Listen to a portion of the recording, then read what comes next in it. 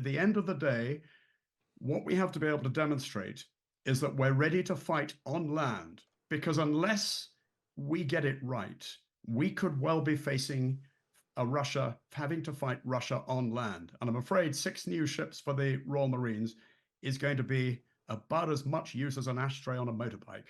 There's Grant Shapps there, speaking to Times Radio a little earlier. Well, I'm joined now by General Sir Richard Shirreff, who was previously served as Deputy Supreme Allied Commander in Europe. Good afternoon. Good afternoon.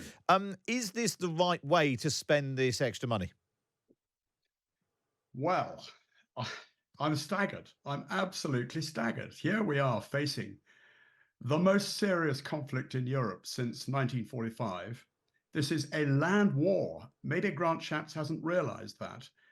What is needed, and what are 6 new naval ships going to do? As it is, the Ukrainians have demonstrated very effectively by their complete neutralisation of the Black Sea Fleet with drones that you don't need a navy, you don't need ships.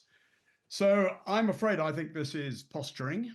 What is needed is a sustained effort to prepare our armed forces for warfighting across the board. Yes, the Navy, yes, the Air Force. But at the end of the day, what we have to be able to demonstrate is that we're ready to fight on land, because unless we get it right, we could well be facing having to fight Russia on land. And I'm afraid 6 new ships for the Royal Marines is going to be about as much use as an ashtray on a motorbike. Is part of this consideration that actually it's easier to announce you're buying 6 new warships than it is to recruit, retain large numbers of troops, soldiers, and persuading a whole new generation of people to sign up for what could potentially be a much more worrying time? If you're saying, is this political posturing? The answer is 100% it is. The 2.5% announcement of GDP is smoke and mirrors. Even if it happens, it's not due to come through till 2030. I heard Mr. Shapps this morning saying that this 2.5% of GDP is going to make Britain Europe's biggest defense spender, which is absolute nonsense. The Poles are spending nearly 4% of GDP at the moment, not in 2030. So this is all political posturing. It sounds good, but at the end of the day, you are quite right. What is needed is a sustained effort to mobilize our defense industries, to generate and build the ammunition, the equipment that has been so sorely needed, to put right the extraordinary deficiencies in our armed forces.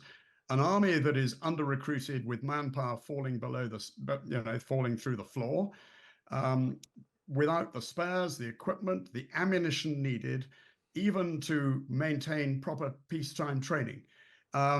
So this is all about, first of all, putting right what's wrong, and then building up in a sustainable, structured, strategic way to meet the challenge of the age. And the challenge of the age is firstly, to give Ukraine the means to fight Russia, the means to defeat Russia, and secondly, to build up our own deterrent capability in order to ensure that we can outmatch Russia. And you don't do that by putting money into 6 ships that can't fight on land.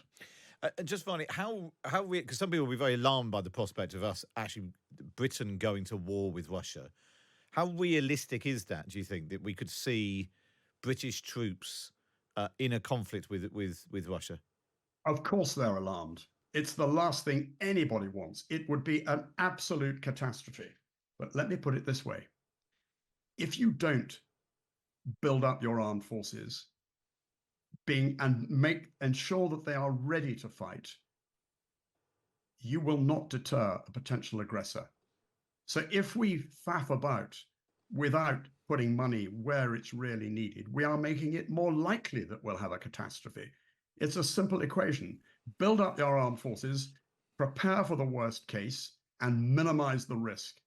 Don't prepare for the worst case, politically posture, push out your defense spending increases for another 6 years, and you're making catastrophe more likely. The old Roman line appears here. If you want peace, prepare for war. General Sir Richard Shirreff, really appreciate your time today. Thanks so much for joining us there. A former British Army officer and Deputy Supreme Allied Commander Europe for NATO.